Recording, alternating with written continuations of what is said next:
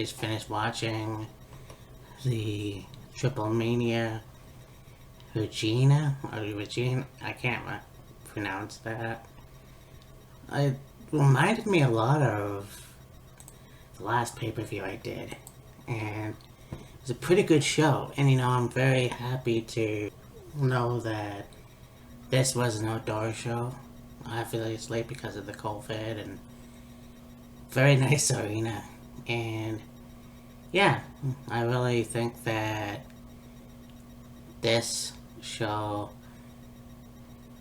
was also in a promotional in the way of you had Impact wrestlers. You also had, of course, the AAA Tag Team Champions from AEW. So, yeah, very cool. We had the pre-show. You had Gran Mazzo and Leanda Americana, who defeated Ian Ganasso and Venadron in a Marvel Lucha Libre Tag Team match. Classic match. I don't believe I saw it. There was a point where I did see that it was still light out, and then very quickly went to the night, so I missed that match, unfortunately. But I remember saying something like that last year on AAA Mania. So the main event was Las Toxicas, which had Lady Marvella, Hedra, and Flamer, and they defeated Fabi Apache, Lady Shani, and Sexy Star. And this was also a lumberjack, and you have the returning Taya Valkyrie, who will be coming back soon, and she was going to issue a challenge to Deonna Purrazzo for the Impact. No, it's for the Arenas Championship. So obviously Taya coming back from NXT, and we all know that she was on Impact and also AAA, so we'll see where this goes in the future. But yeah, Taya versus Deonna Purrazzo, La Bella Loca versus the Vulturosa. That's gonna be a good match for sure. And I mean, Taya as the AAA Arena's champion, that'll be interesting. Have Novia Generation Dynamite, which had El Forastio, El Guerrero, and Sen Sun, who defeated Los Vipers, which had I.B. Nesmo, Negro Jr., Psychosis, and Eras. And then, of course, you had El Pordenio Nort, which had Carla Brava Jr., Moko Koda, and Tito Santana, of course. No relation to the other Santana.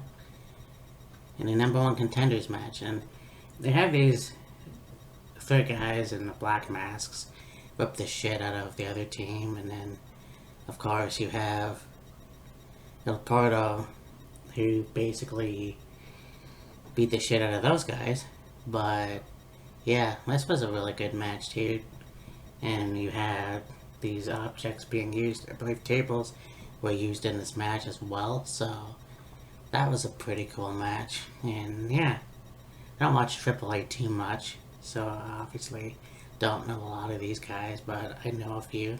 You have Inexpressa, which had Sam Adonis, DMT, Yazoo, and Puma King defeating Psycho Circus, Dave the Clown, Murder Clown, and Chessman. And this was a really good match too. And you look at this American Sam Adonis and bringing out Old Glory, and Dave the Clown was really good in this match. I mean, I don't know who Dave the Clown is, but I know Murder Clown and Chessman, and yeah, very impressed by that guy. But anyways, the Pressa won. So then you have L'Affection and Gerbil, which had Dragon Lee and Jalistico, and they defeated Willie Mack and Laredo Kid. So you have one guy from Ring of Honor, and then of course another guy from AAA defeating two guys from Impact. So this was a really good match. You had Willie Mack, I believe, do the Macarena, which was weird, but then they all ganged up on him. And yeah, this was cool. You know, Dragon Lee and Jalistico won the match. So there you go. You have the AAA Tag Team titles on the line in a ladder match with FTR, with Vicky Guerrero in their corner, which is kind of interesting. So I saw that last year with Kenny Omega and Ric Flair. I don't know, maybe it was Andrade and Ric Flair. Well, anyways, I guess Tully Blanchard can be in their corner, so you have those two defeating the Lucha Brothers to retain the titles. What a hell of a match, too. And, you know, you have FTR having an interview right before the match. And, of course, I think it was Hugo Savinovich who translated for them. So that was pretty cool. And then, you know, very good work with the ladders and stuff like that. You have Cash Wheeler do the Eddie thing in that tribute. So, you know, it was Dax actually getting up on the ladder and taking the titles for the win. So that was cool. It's Cain Velasquez, Psycho Clown, and Panico